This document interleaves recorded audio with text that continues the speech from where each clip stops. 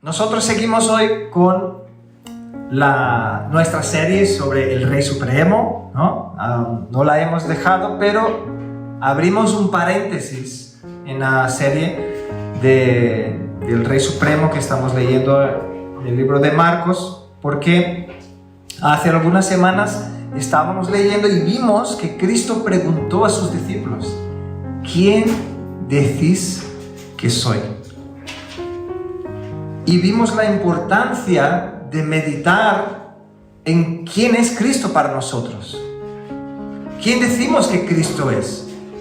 Es cierto que lo pronto podemos decir, ¿no? Es el Hijo de Dios, ¿no? Él vino al mundo para salvar al mundo, pero la palabra de Dios nos da tantas imágenes o representaciones, o incluso habla de una diversidad de cosas de la obra de Cristo en nosotros, que yo creo que nos quedamos cortos de simplemente poder decir una cosa y no usar las mismas representaciones que el mismo Cristo usó. Entonces concluimos, ¿no?, que la mejor manera de conocer a Cristo y poder expresar la identidad de Cristo es de escuchar las cosas que Él mismo dijo sobre sí mismo. Entonces Él dijo: yo soy, yo soy, yo soy.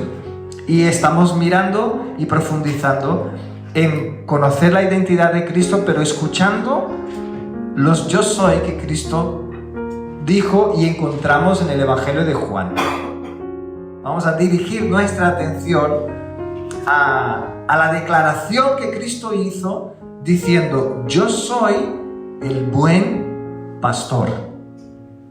Es muy conocido, es un texto muy conocido de la palabra, pero antes de entrar en esta declaración de hoy, os quiero preguntar: ¿quién se acuerda la declaración que vimos la semana pasada? No hace falta contestar, pero espero que os acordéis. La semana pasada, Cristo hizo una declaración un poquito antes de declarar: yo soy el buen pastor, que tiene que ver y está conectado, ¿no? Él dijo: yo soy la puerta. Y Él habló que hay una puerta para entrar al redil, ¿no? ¿Os acordáis? Es decir, el redil o la vida eterna también, ¿no? Es una imagen para que podamos entender que hay una puerta para entrar a la casa del Padre Celestial, ¿no? También os dije que Cristo hizo esta declaración en respuesta a ¿qué? ¿Cuál era el contexto? Los fariseos que estaban enojados después de que Cristo había sanado al ciego, ¿no? Un hombre que nació ciego, y los fariseos estaban enojados porque Cristo le había sanado y estaban, tenían envidia y celos de Cristo, porque claro, la gente veía los milagros que hacía y la gente empezaba a seguir más a Jesús que a ellos, ¿no? Entonces ellos estaban perdiendo su estatus, cosa que ellos apreciaban más que todo en la vida. Entonces estaban enojados con Cristo, y Cristo entonces empezó a dar este discurso hablando sobre el redil, sobre la puerta. Él dijo: yo soy la puerta, pero Él también se llama a sí mismo el buen pastor. También os comenté que esta declaración de Cristo, ¿no?, está conectada, ¿no?, la declaración de soy la puerta y soy el buen pastor, y que no es muy bueno para nosotros separar esta declaración, porque ella contiene un mensaje completo de Cristo, y que nosotros lo íbamos a hacer para aprovechar bien el tiempo, porque a pesar de estar conectadas entre sí, de que Cristo las dijo enseguida y dentro de un mismo contexto, hay particularidades que podemos aprender de cada una de ellas, ¿no? Entonces por eso íbamos a hablar 2 domingos distintos, ¿no? Ahora, antes de entrar de lleno en la declaración de yo soy el buen pastor, me gustaría hacer una última observación sobre esta declaración de yo soy la puerta. A ver si nos acordamos qué dice Romanos 3:23. Es un texto muy usado para evangelizar, ¿verdad? ¿Qué dice? Romanos 3:23. ¿Quién se acuerda? Por tanto, todos pecaron, va viniendo, ¿no? Va viniendo. Por cuanto todos pecaron y están destituidos de la gloria de Dios. Ahora fijaros, Dios creó al hombre, creó a la mujer, los puso en el jardín del Edén y dice que Dios visitaba al hombre cada tarde y venía a hablar con ellos, venía a tener comunión con ellos. Entonces, fijaros que el hombre y la mujer tenían acceso a la presencia de Dios directamente. Ellos no necesitaban a alguien que estuviese entre medios. Dios no necesitaba enviar un ángel para estar allí con ellos. Dios no necesitaba enviar un mensajero, sino que ellos tenían contacto directo con la presencia de Dios. Pero ¿qué pasó? Después de pecar, dice la palabra que Dios puso un querubín con una espada encendida. ¿Dónde? En la puerta del paraíso. Curioso, ¿no? Prohibiendo la entrada a la presencia de Dios. Entonces, en aquel momento, cuando el hombre pecó, entró el pecado en el mundo, entonces hizo la separación. Entonces se creó un lugar donde solo Dios podía estar, un lugar santo, separado, un lugar apartado de toda la humanidad y apartado de toda maldad, porque Dios es santo. Y la expresión que fue usada aquí en este versículo que hemos leído es destituidos de la gloria de Dios, que es decir, a causa del pecado, el hombre, el ser humano quedó separado, quedó, podemos decir, del lado de fuera del redil. Y es por eso que Cristo, cuando quiso enseñar sobre el reino de Dios, cómo es el reino de Dios, Él necesitaba hablar que si alguno entra, entonces será salvado, porque todos quedaron fuera. Y ahora Él dice, no solo que si alguno entra, sino Él dijo, si alguno entra por mí. Entonces Él dijo, yo soy la puerta. Él habla de la salvación en que Él es la entrada. Él es la manera ahora que podemos entrar en el redil o entrar en este lugar para poder tener comunión otra vez con Dios, para que sea restaurada en nuestras vidas esta comunión con Dios. Entonces, fíjate lo que dice el apóstol Pablo en Romanos capítulo 5, 1 y 2. Pero antes de leerlo, vamos a poner en contexto, ¿no? Los primeros capítulos de la carta a los romanos, el apóstol hace una exposición del Evangelio, habla sobre la doctrina de la justificación, cómo puede uno llegar a ser justificado delante de Dios. Y él dice que la justificación es por la fe, incluso da el ejemplo de Abraham, ¿no? Y dice, Abraham fue justificado ¿por qué? Porque circuncidaba, porque hacía buenas obras, porque hacía algo. Él dijo, no, si él fuese justificado así, entonces, ¿no? Dios estaría haciendo algo que él merecía, ¿no? Porque aquel que trabaja es digno de su sueldo. Él dijo, no, pero él fue justificado, dice la palabra, por la fe.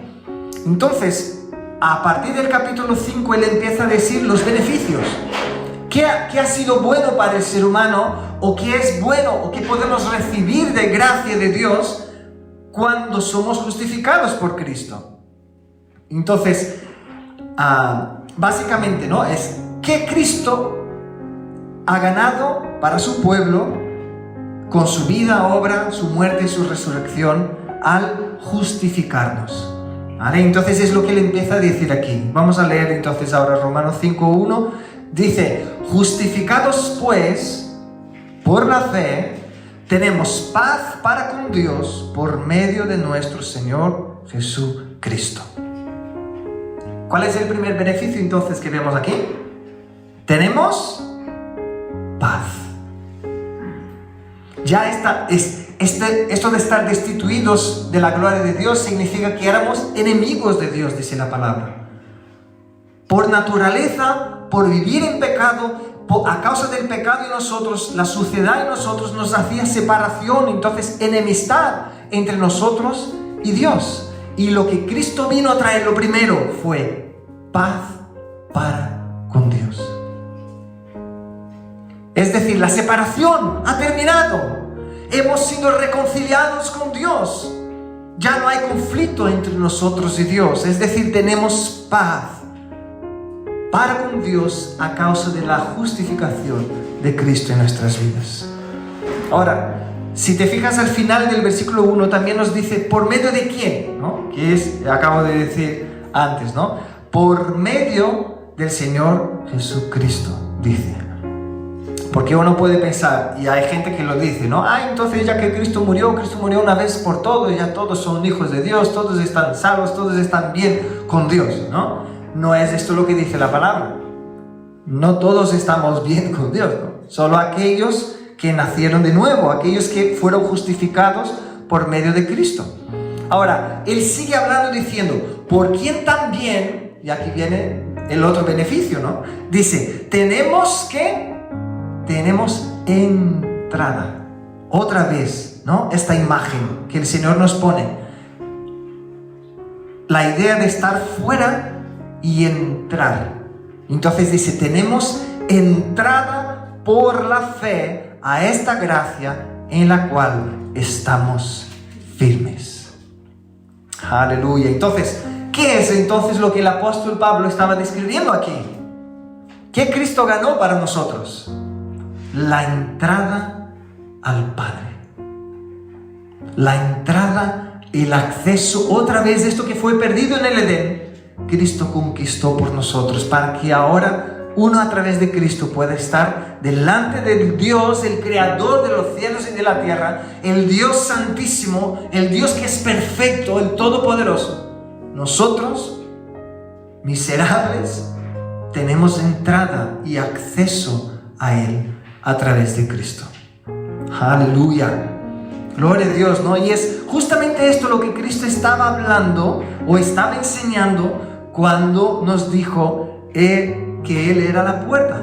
Cuando Él dijo, yo soy la puerta. Era esta imagen que Él quería traer a nosotros, esta enseñanza. Hay un redil, hay un lugar que no todos pueden entrar, pero los que quieran entrar, yo soy la puerta. Si estás en tu casa, ¿no? O estás caminando por la calle y ves una persona intentando entrar en una casa por la ventana, ¿qué vas a pensar tú? ¿Quién es el propietario? No, ¿verdad? Si vemos una persona entrando por la ventana, seguro que vamos a sospechar que es un ladrón y que vamos a querer llamar a la policía y decir, oye, venid porque están intentando invadir una casa. ¿Por qué? ¿Por qué pensamos esto? Porque la manera natural, la manera correcta, la manera habitual de entrar por una casa es por la puerta. ¿Y por qué? Porque fue creada para esto. Fue creada, fue hecha para entrar, ¿no? Entonces, el que no entra por la puerta es ladrón. Y Cristo nos quería dar esta idea de que hay un reino, hay un lugar de santidad donde solo Dios está y donde solo pueden estar aquellos que entren por medio de Cristo. Y vemos aquí, ¿no?, como el Espíritu Santo inspiró al apóstol Pablo para traer luz a esta enseñanza de Cristo, ¿no? Como Él es esta puerta o esta forma de acceso a la casa del Padre, a la presencia del Padre. Y podemos ver la misma representación incluso en la estructura, si os acordáis, ¿no? Como Dios mandó crear el tabernáculo en el tiempo de Moisés, incluso permaneció, ¿no?, en la época de Cristo. Había el atrio, ¿no?, que era un lugar donde todos podían estar allí, donde tenía el altar, donde se sacrificaba y hacía una ofrenda, ¿no?, se quemaba la ofrenda delante de Dios. Pero había el santo lugar, que era donde solo entraban los sacerdotes, porque allí tenía el candelabro, ¿no?, tenía otros utensilios que ellos usaban para los sacrificios, se quedaba ahí dentro. Pero había un lugar que no era así tan fácil como entrar así como que sí. Era llamado el lugar santísimo. Era donde estaba el arca del pacto, el arca donde simbolizaba la misma presencia de Dios. ¿Y qué Dios dijo para Moisés hacer? Crear un tabernáculo, pero vas a crear una cortina. Y era súper espesa la cortina, ¿eh? No era una cosa así como tenemos en casa a veces que se ve al otro lado. Era una cortina muy gruesa y Dios dio un montón de directrices de cómo se tenía que construir esto. Pero los detalles puedes leer, ¿no?, en la historia y buscarlo. Pero la idea que podemos recordar es que Dios mismo creó una imagen para el pueblo de que había una separación y no cualquiera podía entrar allí. El único que podía entrar allí era el sumo sacerdote. Y no era cualquier día decir, bueno, voy a entrar hoy allí. No, era una vez al año. Y después de haber pasado por un montón de procesos de purificación, entonces él podía entrar y entraba con el temor de que si no hubiese hecho bien las cosas delante de Dios, se moría ahí mismo. Entonces, a causa de esto, porque ya pasó con algunos, se ponían una cuerda atada al tobillo y unas campanitas. Entonces el pueblo estaba fuera y escuchando y diciendo, este va a entrar al lugar santísimo. Si dejamos de escuchar ruido, es porque algo ha pasado, algo ha hecho mal, que no pudo permanecer en la presencia de Dios. Fijaros la imagen que Dios creó para que pudiésemos entender la separación que estaba entre nosotros, la maldad de nuestro corazón y la santidad de Dios. Es tremendo, ¿no?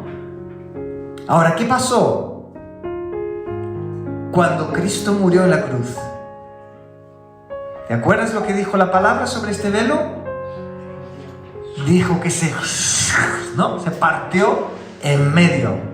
Cuando Cristo murió, se quedó evidente, se partió en medio. Esto que separaba, esto que apartaba la humanidad de Dios Padre, fue cortado, fue roto. La barrera que separaba fue removida y ahora tenemos entrada a la presencia de Dios Padre a través de la obra de Cristo. Entonces, una vez más podemos ver, ¿no?, esta imagen de Cristo es la puerta que nos da paso tras esta barrera. Cristo es la puerta que al lugar santísimo en la presencia de Dios. Es la puerta por la cual tenemos entrada a la intimidad con Dios Padre. De no solo sermos recibidos allí como era el sumo sacerdote, ¿no?, que era recibido por Dios y Dios le permitía que estuviese allí porque cumplió algunas cosas, pero no significaba que él era santo y perfecto. Ahora, no solo somos recibidos por Dios en su presencia, sino que Él cambia nuestro corazón, nos hace nacer de nuevo para que seamos hijos suyos. Esto es maravilloso. Entonces, esto es lo que Cristo hizo en la cruz y aquí en el tabernáculo y todo lo que podamos ver, ¿no?, que el Señor fue enseñando en la palabra sobre Cristo, va apuntando sobre la obra de Cristo. Y una de las cosas es esta, que Él es la puerta, Él es la entrada. Ahora, bueno, después de haber hecho estas consideraciones, ¿no?, sobre Cristo ser la puerta, que fue lo que vimos la semana pasada, pero creo que estaba bien recordar y añadir, ¿no?, esta imagen. Recordemos entonces que Cristo añadió a esta imagen de la entrada, de Él ser la puerta, lo que nos da acceso al redil. Él también dijo, yo soy el buen pastor. Él nos trajo esta imagen. Entonces vamos a leer Juan capítulo 10, de los versículos del 11 al 14. Aquí dice Juan 10, del 11 al 14, dice, yo soy el buen pastor.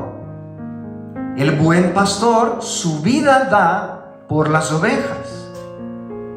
Mas el asalariado, el que no es el pastor, de quien no son propias las ovejas, ve venir al lobo y deja las ovejas y huye. Y el lobo arrebata las ovejas y las dispersa.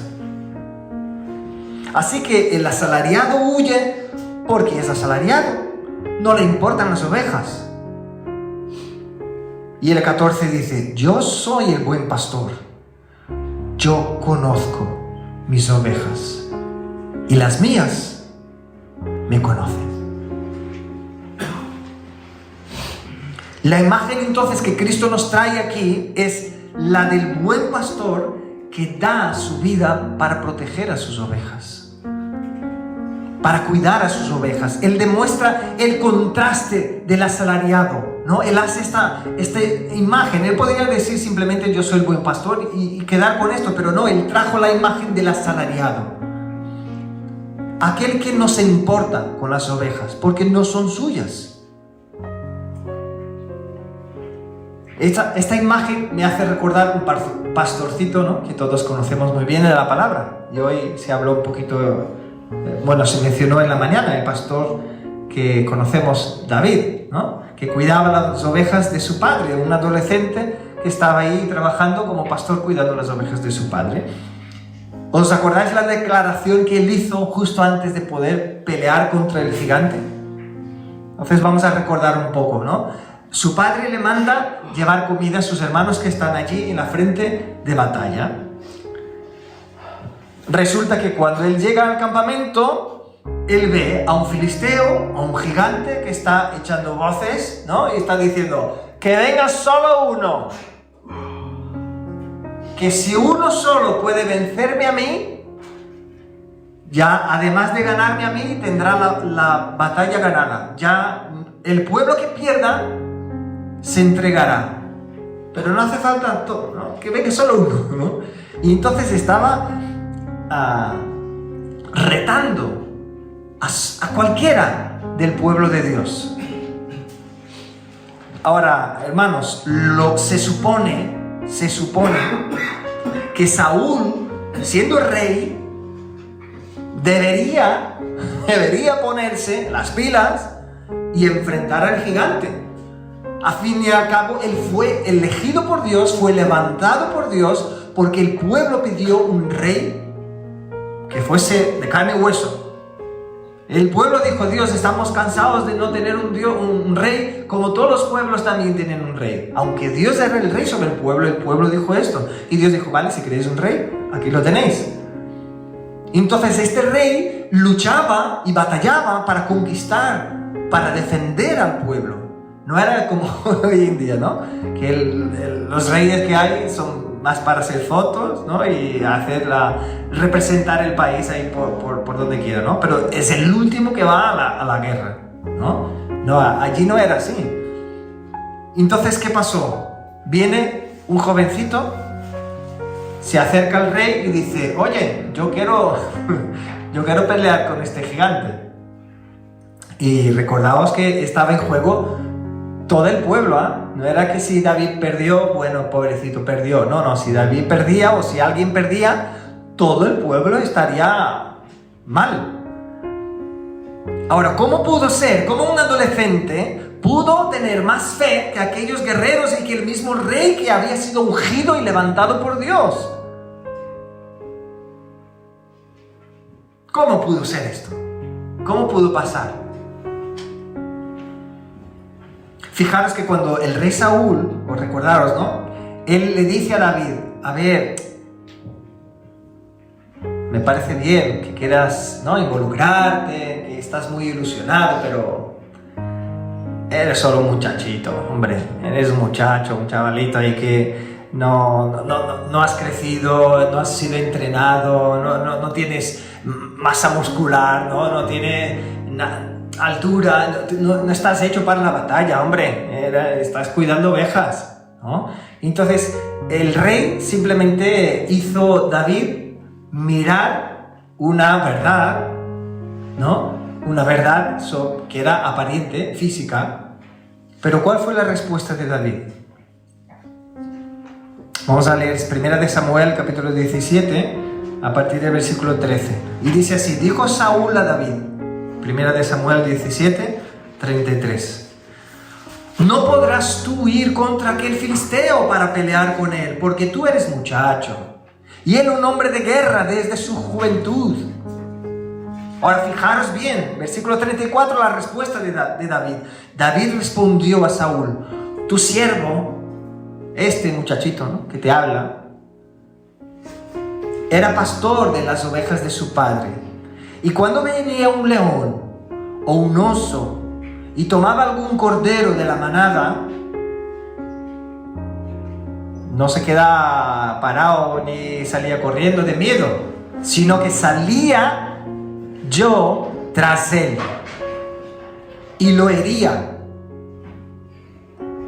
y lo libraba de su boca. Y si se levantaba contra mí, yo le echaba mano de la quijada y lo hería y lo mataba. Fuese león, fuese oso, tu siervo lo mataba. Y este filisteo incircunciso será como uno de ellos, porque ha provocado al ejército del Dios viviente. Y añadió David, fijaros en su declaración, Jehová, que me ha librado de las garras del león y de las garras del oso, Él también me librará de la mano de este filisteo. Entonces fijaros que el rey Saúl quiso hacer con que David mirase lo que es natural, lo que es normal. Él dijo alguna mentira, no, dijo lo que era cierto, pero él no tenía en cuenta la fe de David. Él no tenía en cuenta la experiencia que David tuvo con Cristo en su caminada. Bueno, yo digo Cristo porque Él es eterno, ¿no? Él no tenía idea de la experiencia que David pasó en su vida de necesitar la fuerza de Dios, de pasar por situaciones donde él podía haber elegido, bueno, paso de esto, deja que se muera alguna otra oveja, al final no son mías, son de mi padre, ¿no? Que se pierda alguna otra, pero por lo menos yo me quedo aquí, no entro en peligro. No, él tomó valor y dijo, no, yo voy, pero lo interesante, ¿no? y tremendo es que él no iba en su fuerza, él confiaba en el Señor. Entonces, el diablo querrá hacerte mirar en los gigantes que tú tienes en tu vida, que yo tengo en mi vida. El diablo querrá hacerte mirar por las cosas que son verdad, no son mentiras muchas veces, lo que es evidente, pero son mirar en la carne, una mirada carnal, lo que está delante de los ojos, ¿no? Igual que el profeta fue a ungir al rey David y él estaba mirando a los hermanos que eran fuertes, ¿no? Y dijo, este sí será el rey. Y Dios dijo, no, hombre, no es este. Y luego miró el otro y dijo, mira, este que es fuerte. Tampoco es este. Tú estás mirando lo que tienes delante de tus ojos, pero yo veo al corazón, ¿no? Entonces, David sabía muy bien cómo era ser un pastor que ama a las ovejas. Él sabía muy bien cómo ser un pastor que cuida y está dispuesto a poner en riesgo su propia vida por las ovejas. Y por eso mismo, mejor que nadie, pudo entender la esencia de las palabras que él escribió en el Salmo 23. Jehová es mi pastor, nada me falta. Yo me imagino él escribiendo esto y recordando cómo él estaba cuidando de las ovejas. Las que tenían hambre, él siempre estaba allí para cuidarlas, para darles de comer, para darles el agua que necesitaban en tiempo de calor. Nada me faltará. Es como si él dijese, yo aun siendo fallo, yo he podido cuidar de estas ovejas. Y he podido estar atento a sus necesidades, cuanto más Dios lo hace por mí. Y él dijo, en lugares de delicados pastos me hará descansar. ¿Cuántas veces David no llevó las ovejas a pastos verdes para poder estar allí, ¿no? Y estar tumbadas y dormidas y tranquilas y relajadas porque sabían que el pastor estaba allí cuidándolas? Y dice, junto a aguas de reposo me pastoreará, confortará mi alma, me guiará por sendas de justicia por amor de su nombre. Aunque ande en valle de sombra de muerte, no temeré mal alguno, porque tú estarás conmigo, tu vara y tu callado me infundirán aliento. David sabía muy bien qué significaba tener una vara y un callado y usarlos para cuidar las ovejas. ¿Os acordáis de cómo es un callado? Es como un palo, pero en la punta tiene una curva, ¿vale? ¿Y para qué? ¿Para qué servía? Servía tanto para acercar a una oveja. Imaginaros que están caminando y están cerca de un precipicio. Dice que las ovejas no ven muy bien. Entonces se veía que uno se estaba yendo a un camino, le daba un tirón, y por eso la curva, para poder traerla y acercarla, ¿no? Entonces corregía el camino. Y lo otro que hacía era, si ella se había caído, se había quedado enganchada en algún lugar que era de difícil acceso para el pastor, él podía enganchar un poco allí con el cayado y tirarla y ayudarla a que se desenganchase. Entonces podemos mirar el cayado como un instrumento para acercar, para proteger, para dirigir. Y es un cuidado específico con las ovejas para recuperarlas o para rescatarlas, para cuidarlas. Ahora también nos habla de la vara, ¿no? Un pastor usa su vara ¿para qué? La vara era para dar a los animales salvajes que venían, o incluso ladrones que querían venir para robar sus ovejas. Entonces la vara no se trata exclusivamente del trato con las ovejas, sino que es para protegerlas de los depredadores. Y aquí David, con toda esta vivencia como pastor, él ahora trae la imagen de Dios como su pastor. Él sabe muy bien el profundo significado de la vara y del cayado, porque él dice: tu vara y tu cayado, ¿qué harán? Él dice: me infundirán aliento. Él tenía claro el cuidado y la protección de Dios sobre su vida. Ahora, ¿cómo hacemos nosotros, no? ¿O qué hacemos nosotros cuando pasamos por dificultades y por algunos problemas?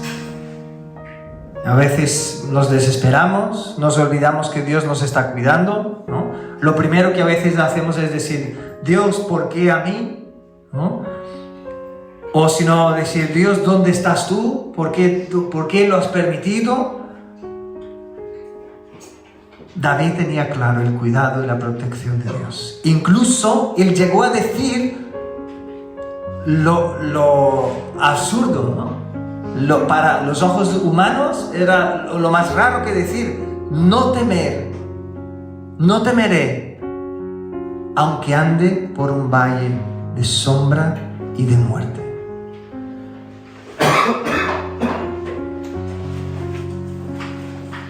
Y yo me pregunto, ¿no? ¿De verdad confiamos en el Señor? ¿De verdad confiamos que Él es nuestro pastor, que Él nos está cuidando? ¿De verdad podemos declarar esto? Que sea la verdad en nuestro corazón: Señor, yo no temo, aún en el valle de sombra y de muerte. Yo no temo porque tú estás conmigo. O nos vamos a quejar, nos vamos a desesperar, a murmurar, o vamos a creer y confiar en el Señor como nuestro pastor. Aunque pasemos por tribulaciones, su promesa a su pueblo es que nunca estaremos solos. Y aquí David no vivió con Cristo y no escuchó de la misma boca de Cristo diciendo: yo estaré contigo todos los días, ¿no? Con vosotros.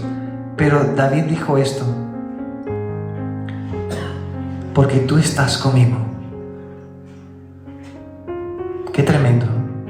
Ahora yo te pregunto, si de verdad crees que Dios está contigo como un buen pastor, yo te pregunto, ¿qué tinieblas serían suficientes para apagar la luz de Dios sobre tu vida? ¿O qué lugar podría infundir miedo a ti si sabes de verdad que Él está contigo? Qué promesa más maravillosa, ¿verdad? Que Cristo nos dio, declarando que siempre está con nosotros. Esta es la esperanza y la confianza de cada cristiano. Amén. Qué tremendo, ¿no? Y yo, mientras meditaba en esto, pensaba en a veces los problemas que hay en los colegios, institutos, ¿no? Y donde uno puede contar con un hermano mayor, ¿no? Dice que vienen los matones o los que están ahí siempre haciendo, hoy día, diciendo que hacen bullying, ¿no? Que esto ha existido toda la vida y dieron un nombre ahora a esto. Entonces, el que tiene un hermano mayor, dice, cuando está con su hermano, ahí están lejos todos los matones, ¿no? Porque está ahí su hermano mayor, dice, uy, no vayamos a hacer nada porque está su hermano mayor, ¿no? Entonces, yo me recordaba esto y pensaba, si cuando de verdad creemos que el Señor está a nuestro lado, ¿qué nos puede hacer el enemigo? ¿No? Y si el Señor permite que algo pase, ¿no nos estará cuidando? ¿No? Es tremendo, ¿no? Tremendo poder tener esta revelación, ¿no? De Él como nuestro pastor, que nos está cuidando. Y Cristo, en el texto de hoy, no solo nos dice que Él es el pastor, como está en el Salmo 23. Él dice, yo soy el buen pastor. Porque el buen pastor no solo está cuidando las ovejas, sino que Cristo quería traer una revelación más profunda de lo que era su obra aquí en este mundo. Él dijo, el buen pastor da la vida por sus ovejas. Piensa entonces en este contraste. Tenemos, por un lado, el buen pastor que es dueño de las ovejas son suyas, él obtenía su propio sustento personal de las ovejas, estaba comprometido con el bienestar de las ovejas, y al otro lado él pone el asalariado, que era alguien que uno contrata para poder cuidar las ovejas de otro, ¿no? Es una persona que está cobrando por las horas que trabaja, está contratada por un tiempo para cuidar las ovejas, es decir, una semana puede estar cuidando las ovejas de uno, otra semana cuidando las ovejas de otro. Entonces, ¿qué más le da si una oveja se pierde, se hace daño o algo? Y dijo, bueno, la próxima semana ya estaré cuidando de otras. Y entonces, miren el contraste, ¿no? Él es un asalariado, no era el dueño de las ovejas, no tenía afecto por las ovejas, no tenía ningún interés profundo por el bienestar de las ovejas, de manera que a la primera señal de problemas, que se espabile, ¿no? Que se salve la que se pueda, ¿no? Entonces, a la mínima que venía un devorador, ¿para qué poner en riesgo su vida? Porque total, bueno, ya la próxima semana será contratado por otro para cuidar otras ovejas. Entonces dice, ¿no?, que marchaba corriendo, se iba. Cristo nos está diciendo, yo no soy como estos que no cuidan las ovejas porque no son suyas.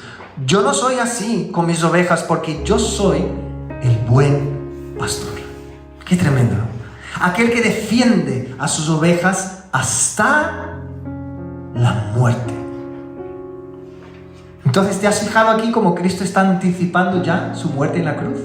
Nosotros hoy sabemos esto, ¿no? Pero la gente que estaba escuchando aún no había visto a Cristo muerto, resucitado. Entonces, Él estaba ya trayendo la enseñanza y hablando y trayendo la revelación de su muerte en la cruz. Cuando Él dice, doy mi vida por mis ovejas. Él no se refería simplemente a que uno, da su vida porque está gastando todas las horas de su vida para estar cuidando las ovejas, ¿no? No. Literalmente Él dio su vida y Él ya estaba trayendo esta revelación aquí. Incluso es tremendo que Él diga esto, ¿no? Yo doy, porque queda muy claro que nadie le quitó la vida a Cristo, sino que Él la entregó, ¿no? Y Él mismo se entregó. Aunque se burlaron de Él mientras Él estaba colgado en la cruz, y Él podría haber clamado al Padre o dado un orden a sus ángeles y fulminado a todos los que estaban allí, ¿no? Él podría haber hecho esto, pero ¿cuál es el problema? ¿Qué serviría si Él hubiese hecho esto? ¿Qué provecho tendría? Él no hubiese cumplido el propósito de Dios. Él no hubiese cumplido su obra, porque su obra era justamente que Él tenía que morir por nuestros pecados para darnos a nosotros salvación. Él podría haberse liberado, pero no lo hizo, para que se quedase claro que Él se entregó y así demostró su perfecto amor para con nosotros y hizo evidente esta palabra que Él dio antes: yo soy el buen pastor que da la vida por sus ovejas. Aleluya, qué tremendo. Ahora, otras voces también intentaron explicar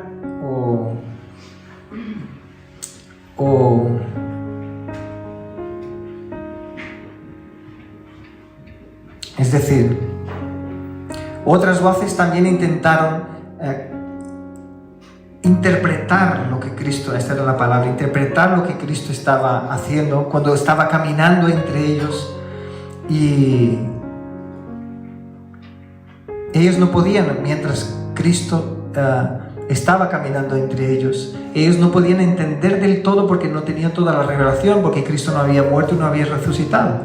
Ahora, me acuerdo de ocasiones en que dice la palabra que ellos intentaron capturar a Cristo, intentaron prenderlo para matarlo, y dice la palabra que él simplemente caminó en medio de ellos y se fue, y él dijo: es que aún no ha llegado mi hora, ¿no? Y nadie pudo con él porque no había llegado el momento. Entonces deja claro que incluso el momento más duro, ¿no?, de su muerte fue un sacrificio voluntario que él hizo, y no para su propio beneficio, sino para el beneficio de sus ovejas, para rescatar a sus ovejas.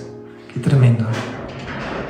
Incluso dijo, cuando hablaba del buen pastor, él dijo: yo conozco a mis ovejas, yo las conozco por su nombre y ellas me conocen, ellas reconocen mi voz y yo doy mi vida por ellas. No sé si ya paraste para pensar en esto o si hace tiempo que no pensabas, pero Cristo, mientras estaba en la cruz, pensaba en cada uno de nosotros, pensaba en ti. Y Juan sigue, ¿no?, hablando sobre el discurso de Cristo, en el capítulo 10, vamos a leer a partir del versículo 12, que dice: mas el asalariado, el que no es pastor, de quien no son las propias las ovejas, ve venir al lobo y deja las ovejas y huye, y el lobo arrebata las ovejas y las dispersa. Así que el asalariado huye porque es asalariado y no le importan las ovejas. Ahora el 14 dice: yo soy el buen pastor y conozco mis ovejas, y las mías me conocen, así como el Padre me conoce a mí. Fijaros la comparación que él hizo ahora. Él trajo otra imagen. Estaba hablando de él y las ovejas, él es el buen pastor y las ovejas, pero luego él dice: yo conozco mis ovejas, ellas me conocen, así como el Padre me conoce, y yo conozco al Padre. Yo pongo mi vida por las ovejas, y también tengo otras ovejas que no son de este redil, aquellas también debo traer, y oirán mi voz, y habrá un rebaño y un pastor. Ahora, yo te pregunto, ¿cómo crees que reaccionaron los fariseos al escuchar Cristo hablando que de la misma manera que un pastor tiene un afecto y un contacto y un cuidado con sus ovejas, porque hasta el momento él decir que era el buen pastor, creo que los fariseos no tenían ningún problema con esto, estaban habituados a los pastores y al afecto que tenían con las ovejas, pero al decir que de la misma manera él conocía a Dios y Dios le conocía a él, aquí yo creo que alucinaron, ¿no? Se enojaron mucho porque Cristo hizo esta comparación.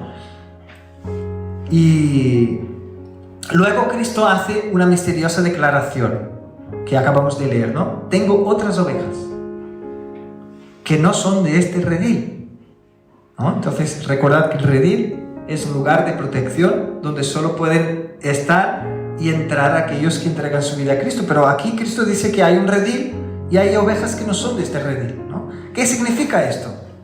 ¿De cuáles ovejas está hablando Cristo? Y hermanos, no os imagináis las interpretaciones que la gente hace de esto. Hay gente que dice que como si Cristo estuviese diciendo que tiene personas en otros planetas, ¿no?, porque están ahí y también son sus ovejas. Otros piensan que Cristo se refería a estrellas y a astros. Es que a la gente hace cada burrada queriendo buscar lo que no hay aquí, ¿no? Pero nada de esto tiene ningún sentido. Lo que sí parece que Cristo estaba hablando, y es algo muy simple, es que teniendo en cuenta que Cristo estaba hablando a su mayoría a judíos, en su mayoría eran judíos que le estaban escuchando. Entonces, él está hablando: yo tengo ovejas, ¿no? Hay ovejas que no son de este redil, es decir, que no están contadas en el pueblo judío, que no están allí, pero también son mis ovejas, ¿no? Y dice, Cristo está mencionando el nuevo pacto, ¿no? Que Él estaba haciendo y iba a abrir ahora a todo pueblo, lengua, nación, tribu. Todos aquellos que entregan su vida a Cristo son recibidos como sus ovejas, ¿no? Entonces Él está trayendo ovejas no solo de los judíos, sino que de todo pueblo, lengua y nación. Y aquí el término bíblico es de los gentiles, ¿no? Aquellos que no eran del pueblo judío, aquellos temerosos de Dios, sean samaritanos o no, sea cual sea su pueblo, su origen. Cristo dice, tengo ovejas por ahí y las voy a traer, ¿no? Y al final Él dice, y entonces no es que yo voy a hacer varios rebaños aquí, donde hay varios rebaños, y voy a traer otros pastores para cuidar. Él dice, seremos un solo rebaño, un rebaño y un pastor. Aleluya. Lamentablemente, tengo que decir, ¿no?, que una de las cosas que me deja muy triste es ver que como cristianos tenemos la tendencia a pensar que nosotros somos los que sabemos lo que es cierto y somos los dueños de la verdad. Los otros de las otras iglesias, aunque son cristianos también, ¿no?, dice, no, ellos están equivocados, ¿no? Incluso en cosas pequeñas, no os imagináis cuestiones de una reunión de oración, ¿no? O simplemente el hecho de voy a llamar reunión de oración o culto de oración. Hay uno que dice, no, el que llama culto de oración es más santo que el que llama reunión, porque la reunión no es algo así, cualquiera puede hacer una reunión. ¿Me entendéis? Entonces son cosas que a veces nos aferramos como cristianos, nos aferramos en la comprensión que tenemos de cómo es que Dios quiere que hagamos las cosas. Y si vemos alguna iglesia que hace algo distinto de lo que estamos haciendo, mira, ya pobrecitos, ya aprenderán cómo se tiene que hacer, ¿no? Siempre tenemos la tendencia a mirar por encima, ¿no? Y creer que nosotros somos los que tenemos la verdad. Y no os imagináis la cantidad de veces que ya me he encontrado con un pastor que tiene una visión y dice, habla de los otros hermanos con un desprecio, diciendo así, bueno, ya aprenderán a caminar con el Señor. ¿Cómo? Y incluso he visto otros que hablan de manera diciendo, no, ya entregarán sus vidas a Cristo. Y dije, ¿qué me estás contando? ¿Por qué? Porque difieren de alguna cosa en la palabra y ya les toman como que si no son ni cristianos, ni tienen que aún arrepentirse de sus pecados para entregar la vida a Cristo. Pero, ¿de qué me estás hablando? Ahora, cuando nosotros vemos a otras congregaciones, ¿no? Y a mí me gusta más llamar congregaciones que iglesias, porque iglesias solo hay una delante de Dios, ¿no? Cuando veamos a otras personas que dicen que están sirviendo a Cristo y vemos que tienen una fe verdadera, vemos que de verdad tienen un temor de Señor en su corazón, pero algunas cosas hacen distintas de nosotros, ¿qué crees que Cristo espera de ti y de mí? Yo creo que Dios espera que nos regocijemos, que hay hermanos, hay personas que están sirviendo a Él de una manera distinta a nosotros, pero le están buscando servirle a Él, que nos alegremos, ¿no? ¿Por qué? Porque es parte de su rebaño, porque el pastor solo hay uno, que es Cristo. Ahora, claro que con esto no estoy defendiendo esto del ecumenismo, ¿no? Que no importa si pensamos, no importa lo que creas, ¿no? Lo que importa es que somos hermanos. Esto no es lo que estoy diciendo, no estoy defendiendo esto. Sí importa lo que creemos, y Dios incluso nos va a pedir cuentas de cómo hemos caminado aquí en este mundo de acuerdo a lo que creemos. Porque no, de nada sirve si creemos de una manera y caminemos de otra. Entonces, que seamos fieles a lo que de verdad creemos, y el Señor nos irá guiando. Si estamos haciendo algo pensando que es correcto y no es, podemos siempre levantar la mano y decir, Señor, examíname, como dijo David, ¿no? Examíname y muéstrame si estoy haciendo algo malo, y guíame por el camino eterno. Amén. Entonces, ¿Por qué es importante saber en lo que creemos? Sabemos que debemos estudiar, escudriñar las Sagradas Escrituras para conocer bien lo que creemos, pero lo que intento deciros es que a veces nos creemos tan dueños de la verdad que veo a cristianos de todo lado, ¿no?, diciendo que ellos sí caminan en la sana doctrina, y esto está de moda, ¿no?, decir que nosotros sí somos una iglesia de sana doctrina. Incluso muchas iglesias nuevas están empezando y hacen cuestión de poner la palabra una iglesia bíblica en el nombre, ¿no?, porque es como si el nombre fuese tan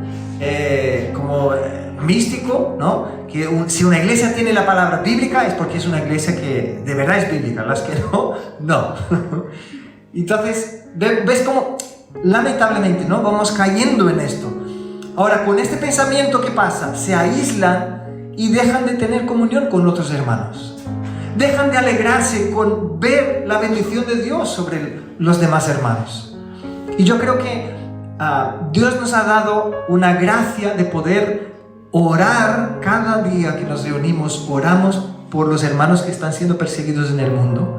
Y esto nos ayuda a siempre tener este sentir de que no somos los únicos, ¿no? No somos los más. Incluso hay hermanos que están pagando un precio más grande que nosotros, ¿no?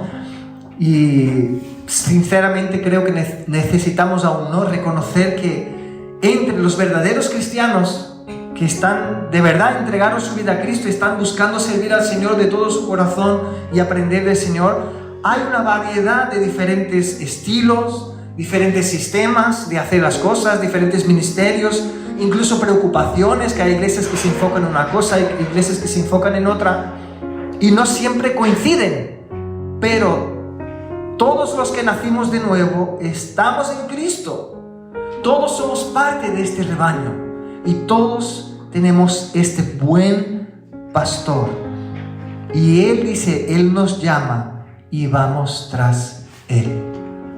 Mi pregunta para mí y para ti en esta mañana es, ¿estás escuchando la voz de tu pastor? ¿Estás escuchando la voz de Cristo? ¿El Señor está hablando a tu corazón? ¿Le estás haciendo caso? ¿O estás haciendo el despistado, ¿no? Algo que los padres están llamando para lavar los platos. Dicen, ¡eh! ¡Los platos! Está ahí, ¿no? Como que no estoy escuchando nada, ¿no? A veces hacemos así con Dios. El Señor está diciendo, oye, lo que estás queriendo hacer, lo que estás haciendo está mal.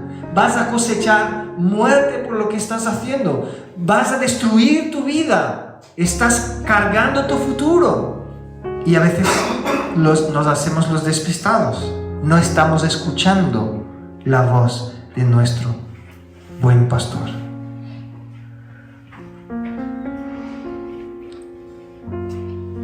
Y para terminar, ¿no?, quiero leer Juan capítulo 10, versículos 17 y 18, cuando Él dice, por eso me ama el Padre, porque yo pongo mi vida para volverla a tomar. Nadie me la quita, sino que yo de mí mismo la pongo. Tengo poder para ponerla y tengo poder para volverla a tomar. Y este mandamiento recibí de mi Padre. Queda claro aquí, ¿no?, que Cristo está hablando de su muerte, su resurrección. Y claro, ¿no?, que la gente que escuchaba no podía tener la claridad que hoy tenemos, ¿no?, de pensamiento sobre esta declaración, que Él estaba diciendo literalmente, me voy a morir, pero venceré a la muerte, ¿no? Resucitaré, me voy a morir, pero venceré a la muerte y traeré con esto vuestra justificación, ¿no? Ahora, Él dice, ¿no?, este mandamiento recibí del Padre. Vencer la muerte, pagar el precio por los pecados, a traer o aguantar toda la ira de Dios a consecuencia de nuestros pecados, porque alguien tenía que pagar el precio, no podía quedar así como así. Y Cristo está declarando, ¿no?, como buen pastor, ser el pastor de nuestras almas y seguir adelante con esta vocación, ¿no? Que muchos hoy en día nacen diciendo, voy a ser la mejor versión que yo pueda ser de mí mismo, ¿no?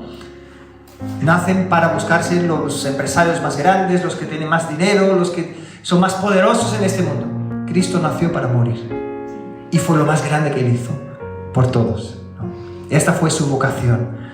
Ahora, Él nos llama a cada uno de nosotros a tener la misma disposición que hubo en su corazón. Él dijo, los que queráis ser mis discípulos, tenéis que negaros a vosotros mismos, ¿no? El que quiera ser mi discípulo, que se negue a sí mismo, que tome su cruz y entonces sígame. Y algunos dicen, bueno, esta cruz es, ay, no te imaginas cómo es mi marido, pastor, yo creo que es la cruz que tengo que cargar. No es eso lo que dice la palabra, no es esta la cruz, ¿vale? La cruz, cuando habla la palabra de que necesitamos cargar nuestra cruz, es ir en contra de nuestros deseos pecaminosos. Esta es la cruz, ¿eh? Cuando queremos exaltarnos, decir, Señor, me dejo humillar por ti. Es negarnos a nosotros mismos. Esta es la cruz. Es abandonar, es luchar contra los deseos pecaminosos que hay en nuestro corazón. Esta es nuestra cruz. Ahora, ya debéis imaginar, ¿no?, cómo se la lió entre los fariseos después de haber escuchado estas palabras de Cristo. Y el versículo 20 y 21 dice, muchos de ellos decían, demonio tiene. Era lo que decían de Cristo. Está endemoniado, está fuera de sí. Es decir, se ha quedado chalao, ¿no? Está fuera de sí. E incluso decían, ¿por qué les oí? ¿Por qué le oís? ¿Por qué la gente estaba escuchando a Cristo, no? Se enfadaba incluso porque le estaban escuchando. Y otros decían, estas palabras no son de endemoniado. ¿Puede acaso el demonio abrir los ojos de los ciegos? Excelente pregunta, ¿verdad? Cristo nos deja claro que Él es el buen pastor que se entregó por su pueblo. Él está con su pueblo, con su iglesia, cada día. Pero nos hace una pregunta, y quiero terminar con esto, para finalizar, que podamos leer y meditar en esto, ¿no? Juan 21, versículos 15, 16 y 17.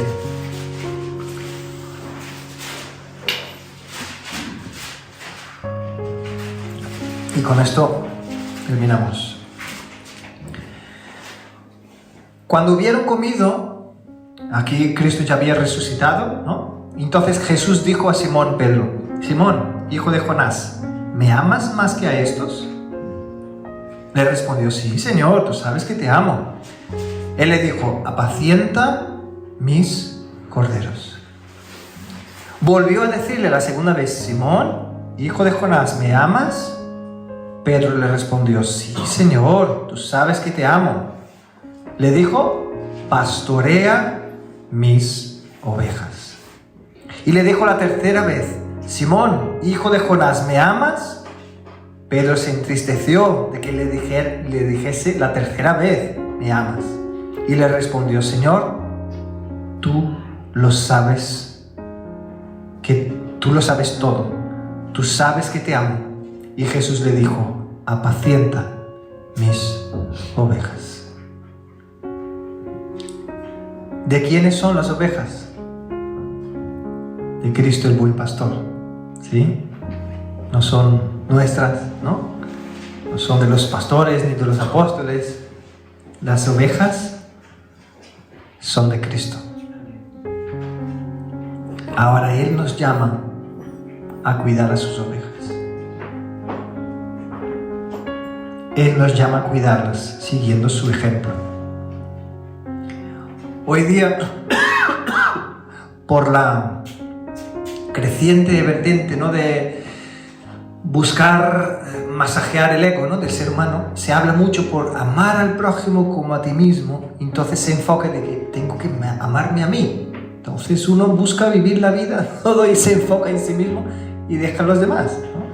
Pero Cristo no solo dijo que necesitamos amar al prójimo como a uno mismo, sino que dijo, necesitamos amar como Él nos amó. Y Cristo no vivió para sí, Él vivió para servirnos. Pero antes de todo, Él dijo, amarás al Señor tu Dios de todo tu corazón, de todo tu alma, con todas tus fuerzas, con todo tu entendimiento. Este es el primer y gran mandamiento. Es decir, uno no puede simplemente por decir, me voy a amar a mí mismo todo lo que yo pueda, entonces yo seré un experto para poder amar a los demás. Si uno se enfoca en esto, va a ser la persona más orgullosa, egoísta del mundo, ¿no?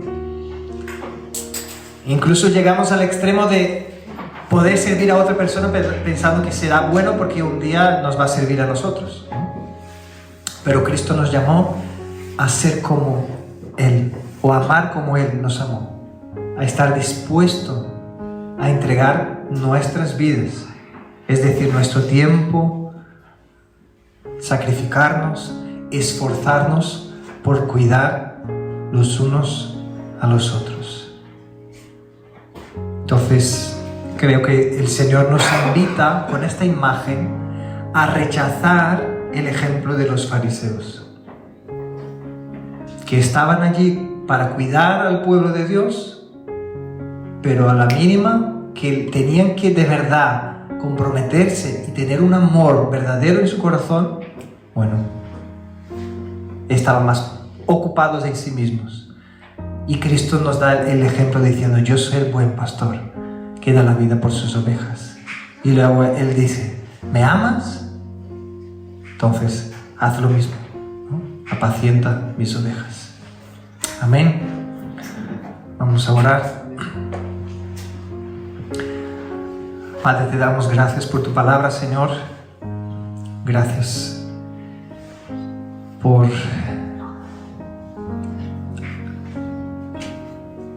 alumbrar nuestros ojos, por darnos tantos ejemplos, tantas representaciones o imágenes de quién eres tú, Señor, para que podamos conocerte a ti. Y a medida, Señor, que tu luz brilla sobre nosotros, a medida que te conocemos más, además de poder ver la suciedad que está en nosotros, que hay en nosotros, la imperfección en nuestro corazón, también somos transformados, Señor. Por eso te damos gracias, porque la verdad nos libera.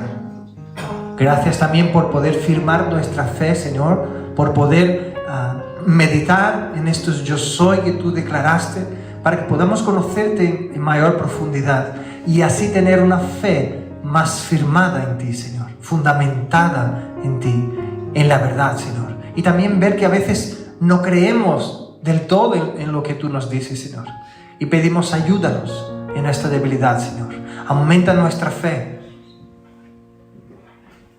Ayúdanos, Señor, a creer en lo que está escrito en tu palabra, Señor, porque es la verdad para nosotros, como hablábamos en esta mañana, ¿no? Nuestro hermano Ismael compartiendo, Señor, que tu palabra fue inspirada por ti, es la verdad,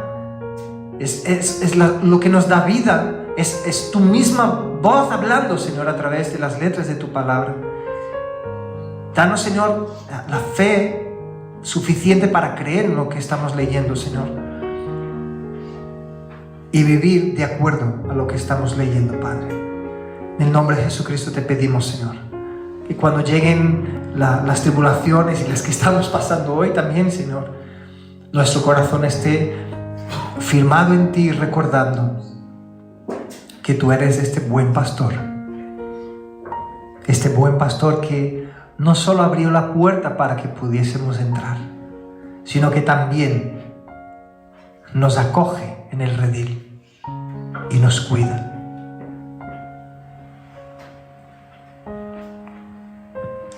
Si estás escuchando estas palabras y te has dado cuenta de que no estás oyendo la voz de Cristo, no estás siguiendo su voz, como Él dice, mis ovejas oyen mi voz y me siguen, tienes la oportunidad en esta mañana o en este momento que estás escuchando, tienes la oportunidad de poder decir, Señor, yo quiero seguirte. Reconozco que moriste en la cruz por mí. Reconozco que no hay otra manera de llegar al Dios Padre sino por ti. Quiero entregar mi vida a ti, Señor. Y te pido, enséñame, ayúdame, Señor, a reconocerte, a vivir como oveja tuya, Señor.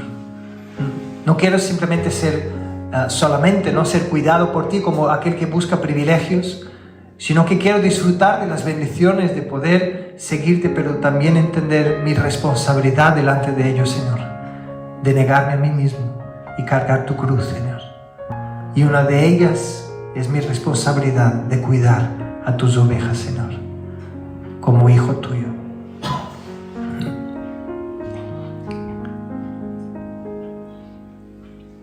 Padre, te damos gracias. Gracias porque no tenías el por qué hacerlo, no tenías el por qué abrir un camino a tu redil, no tenías el por qué acogernos ni cuidarnos, porque tú eres santo y nosotros pecamos, nacimos en pecado, pero lo hiciste, Señor, y por eso te damos gracias. Gracias, Señor, por la cruz de Cristo, gracias por el sacrificio de Cristo, gracias porque hoy podemos levantar nuestra voz y orar, y sabemos que tú nos escuchas y nos respondes, porque Cristo pagó el precio de nuestros pecados, Señor. Te alabamos porque podemos tener este buen pastor y sentirnos arropados, sentirnos amados, sentirnos cuidados y protegidos por ti, Señor. Te damos gracias, Padre, e incluso en los momentos que no nos sentimos así, te damos gracias porque podemos caminar por la fe y luego ver los frutos, Señor, de que sí, de verdad nos estabas cuidando, pero no podíamos verlo, Señor, porque nuestro corazón estaba lleno de tristezas y de angustias. Pero te damos gracias, Padre, porque a pesar de nosotros, tú eres fiel y sigues siendo fiel, Señor. Amén.